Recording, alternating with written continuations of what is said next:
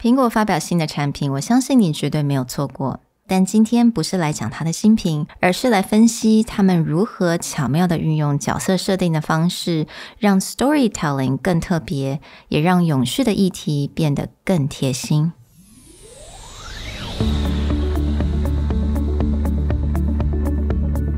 Hello， 欢迎来到 Executive Plus 主管与沟通力的 Podcast。I'm Sherry, an educator, certified coach, and style enthusiast. 我相信专业有效的沟通是语言跟逻辑的完美结合。And I'm Nick, a startup consultant, corporate trainer, and late-night gaming junkie. I believe great communication requires the right mindset and solid frameworks. 我们希望带给大家职场英语的技能、跨文化沟通技巧与其他能帮助您成为出色领导者的工具。Join us each week as we share our experience, research, and methodologies to take your communication and language skills from good to great.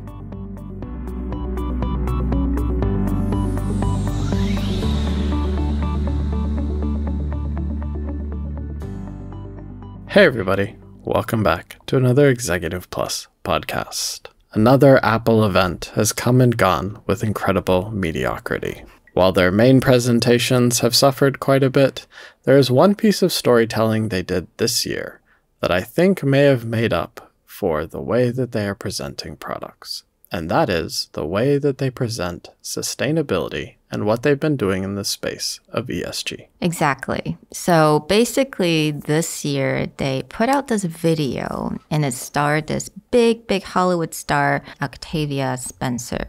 And she plays Mother Nature.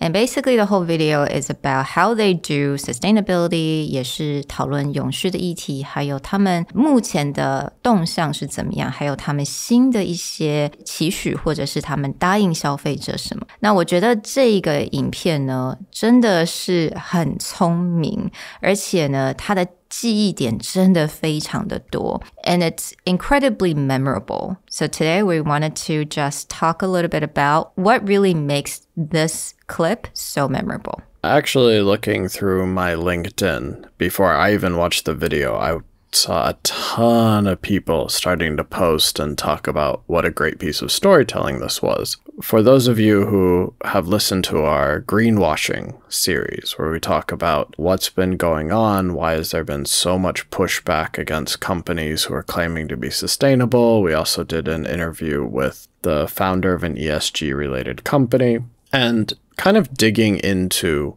where is the gap between what companies say and what they're actually doing. And I think what Apple has found is a way to really highlight what it's doing, but without boring you with either a 40-page ESG report or by just like quoting a bunch of things that most people would be like, yeah, okay, you're good for the environment, blah, blah, blah, blah, whatever.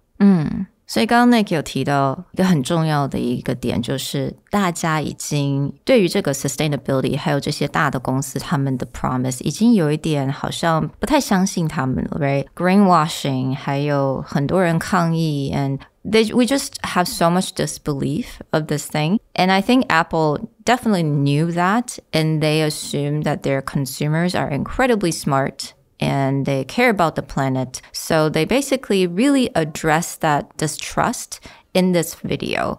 Yeah, one great thing they do is, as you said, actress Olivia Spencer, she's portraying Mother Nature. And when she comes in, you would assume, again, Apple's trying to highlight itself, so they should really just throw everything up there like we're doing amazing. But they really understood the landscape and the thought process. And so when Mother Nature comes in, she's like, yeah, okay, more disappointment. Throw me your stuff. Give me your nonsense about planting trees and being friendly to the environment by some time when we're all dead kind of feeling. Yeah, exactly. So right off the bat, there were a lot of distrust and a lot of suspense, you know, with the music and everything. Everyone's super nervous. And then she kept cutting people off with, you know, because someone was saying, oh, we are in the process of eliminating all plastics. And she's like, oh, let me guess, in like 50 years, right? She kept cutting people off and she even said, who wants to disappoint me first? So I think actually here, Mother Nature is consumer. That represents us, whoever that's watching the video. But And then they use these facts and numbers to prove that they are doing something and actually it's substantial to the planet. So as you actually kind of get into the video, you notice like the interaction, the back and forth. People are trying to use numbers and then Mother Nature is pushing back. But one thing that Apple does really well here is, again, they don't rely on just spouting off a bunch of facts and then letting people pick out what they think is good or hoping that they heard it. They would often use Mother Nature as almost a sounding board or a mirror in a way where you would repeat the same thing over and over again. So one thing that stands out to me is where they're like, oh, we've planted a lot of trees. And then Mother Nature would be like, oh, great, you planted trees where? I'm sure that's great. And then that woman corrects herself, like, no, we're planting forests. And then starts talking about, not just in general, like a lot of people would get into, here's how many trees that we've done. But they actually start laying out, it's like, we're doing it here, we're doing it here, we're doing it here, and here's why. And so it becomes much more impactful than a lot of websites will be like, you buy our product, we'll plant a tree kind of thing. Yeah, I was gonna say, 我们消费者应该都非常清楚的，厂商买什么样子的商品，然后厂商或者是这个品牌，他就会说，哦，你买一个这个东西，我们就会种一棵树。But we never know exactly where the trees are. Have they actually done it? And we hear it so much that we just don't really believe them anymore. We just kind of see it as a gimmick. But yeah, like you said, they give specific examples. They're like, we restore mangroves in Colombia, restored grassland in Kenya. So they have very specific proof that they actually did it and they have been doing that. Yeah, or they use this technique a few times where, for example, they're talking about, oh, okay, all of our stores use clean energy. All of our buildings. And she's like, really? This building uses clean energy? And again, they repeat, it's like, this building. All of our stores, all of our distribution centers, like they named off a bunch of different building sets. So it's not just like, oh yeah, we have one store in California that happens to be clean energy. So we're going to claim that our stores. No, they're just like here, here, here, here. Another thing that they do is that all the numbers that they provided are very easy to remember. So for example, obviously, we're operating on 100% clean electricity. And then there's another number that they throw out is that we have 300 suppliers committed to use 100% clean renewable electricity. I'm sure it's not 300 exact, but I think they picked out that number specifically just because it's so easy for us to remember. Right. But they're constantly doing this, and you'll notice that in the use of numbers, they'll often get a number, quote unquote, wrong. So the Apple employee said, we have reduced 63 billion gallons. And Mother Nature's like, 63 million? And then the woman again corrects her, 63 billion. Again, they could have just thrown that number out there. It's huge. It sounds really impressive. But to emphasize it, they created that little interaction in order to really highlight the number itself. It gives a little bit of humor. It gives a little bit of cheek rather than just go, again, here's a bullet point list. It's just that emphasis that makes you go, oh, it really is a big number. 而且他们使用这个方式蛮多次的 like throughout the whole thing, right? 一刚开始他们有讲过就是 eliminate all plastics. 那这个时候 Mother Nature 不就说 let me guess, in 50 years. 然后呢 Apple 的 executive 就说 no, by next year, right? Again, emphasis. 然后 with the trees, they said no, forest. And with 63 billion gallons, it's billion, not million. So 我觉得他们用这种方式就是也是 kind of playful, 也是有点幽默，但是它能够让你完全的加深印象。 And through these interactions, you can slowly see Mother Nature becoming slightly less skeptical. Now, one smart thing that they did is that she didn't just immediately accept their numbers and be like, oh, I'm so happy. In fact, it's like a 5-minute video. It takes the full 5 minutes for her to actually be like, okay, you're legit.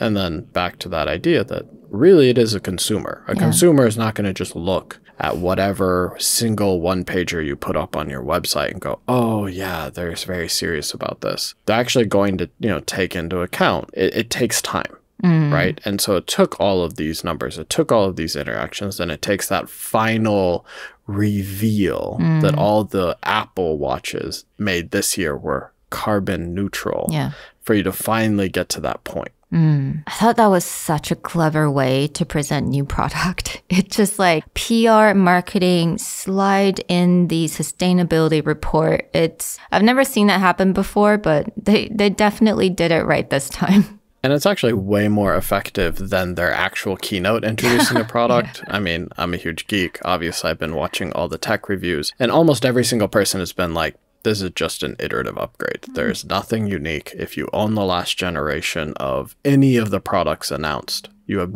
absolutely no reason to buy the next generation. But then you have this video, and that's what they found their angle on. Like, this is the direction that they can take and use to emphasize what they're building.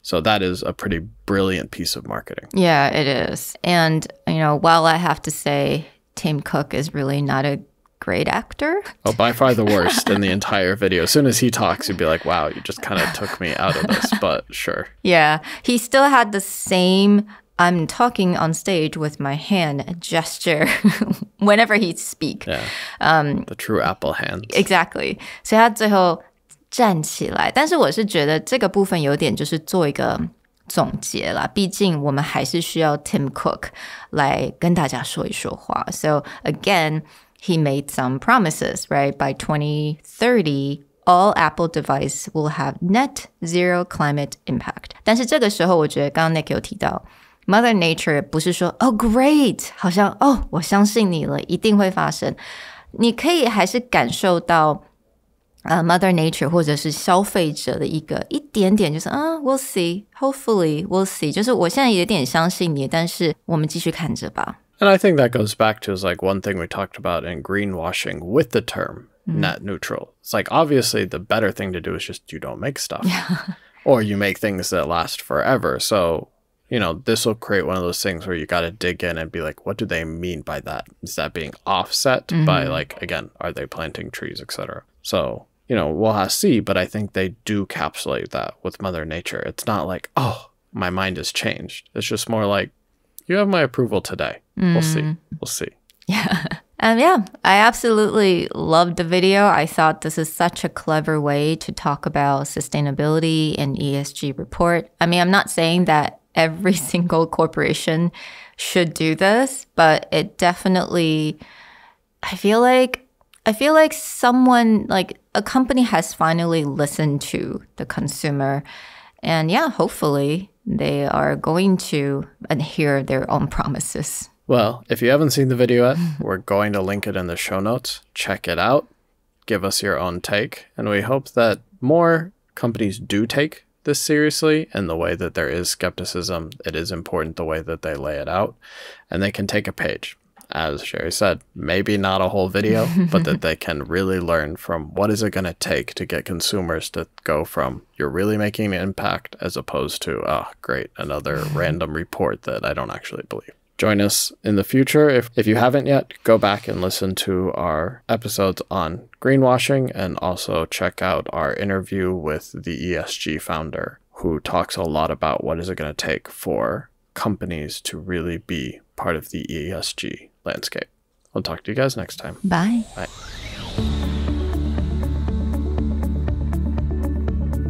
The Executive Plus podcast is a Presentality Group production. Produced and hosted by Sherry Fang and Nick Howard. You can search us on Facebook, 主管英文 Executive Plus. You can also find us on Instagram, Communication R&D, and email us at sherry@epstyleplus.com.